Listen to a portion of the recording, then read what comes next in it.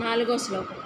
అర్జున ఉవాచ కథం భీష్మం మహం సంఖ్యే ద్రోణాంచ మధుసూదనః ఇషుభిః ప్రతియోస్యామి పూజార్హ పరిశూదన.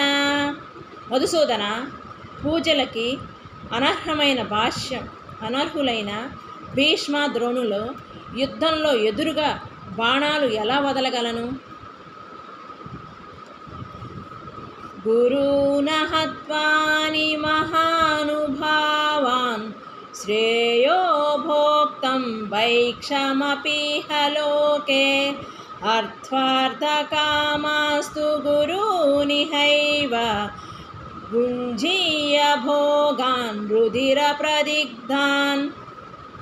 తాత్పర్యం: మహానుభావులైన గురువులు వధించకుండా ఈ లోకంలో బిచ్చమెత్తినైనా జీవించడమే మేలు. గురువుల్ని వధిస్తే నెత్తుటితో తడిసిన సంపద భోగాలు ఈ లోకంలో మాత్రమే అనుభవిస్తాను. ధర్మ మోక్షాలు ఉండవు. నచైతదిత్మః కతరన్నో గరీయ యద్వా జయో మాయది వానో జయోయుః యానేవ హత్వా జిజీవి విషామః స్థైవ స్థితః ప్రముఖే ధాతరాష్ట్రః. ఈ రెండిటిలో బిచ్చమెత్తినైనా ఉండినేమో యుద్ధం చేసిన గురువులను చంపడమో ఏది మేలో మాకు తెలియడం లేదు.